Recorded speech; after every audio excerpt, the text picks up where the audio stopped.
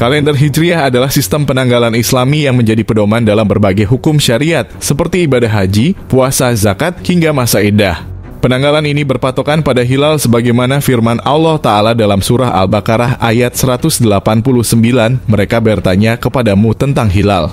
Katakanlah, hilal itu adalah tanda waktu bagi manusia dan untuk ibadah haji. Masyarakat Arab menggunakan peristiwa-peristiwa besar sebagai penanda tahun. Misalnya tahun gajah yang merujuk pada peristiwa penyerbuan Ka'bah oleh pasukan Abraha. Tahun renovasi Ka'bah saat bangunan suci itu direnovasi akibat banjir. Tahun Fijar yang menandai terjadinya Perang Fijar. Selain itu mereka juga menggunakan sistem bulan Qamariyah, yaitu menentukan awal bulan berdasarkan fase bulan. Sistem penanggalan ini terus berlanjut hingga masa Rasulullah dan Khalifah Abu Bakar As-Siddiq. Barulah di era Khalifah Umar bin Khattab, kebutuhan akan kalender yang lebih terstruktur semakin terasa.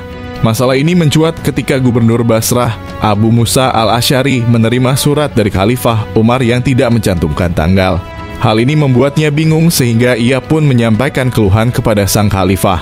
Menyadari urgensi masalah ini, Umar bin Khattab segera mengajak para sahabat untuk bermusyawarah menetapkan sistem penanggalan resmi bagi umat Islam. Dalam musyawarah tersebut muncul beberapa usulan. 1.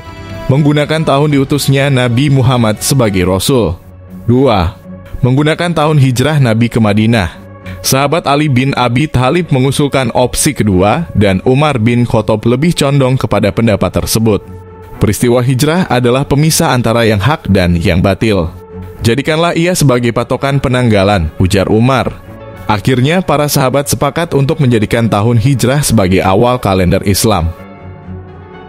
Terdapat beberapa alasan mengapa kelahiran atau wafatnya Nabi tidak dipilih sebagai awal tahun Hijriah, tahun kelahiran dan kenabian Nabi tidak diketahui secara pasti. Tahun wafat Nabi dihindari karena mengingatkan pada kesedihan yang mendalam. Menjadikan tahun kelahiran Nabi sebagai awal penanggalan dikhawatirkan menyerupai kalender Nasrani yang menggunakan kelahiran Nabi Isa sebagai patokan. Sementara itu menjadikan tahun wafat beliau sebagai awal penanggalan menyerupai tradisi Persia yang menggunakan kematian raja mereka sebagai patokan tahun.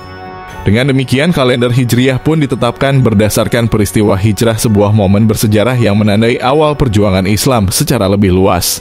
Hingga kini sistem penanggalan ini terus digunakan oleh umat Islam di seluruh dunia.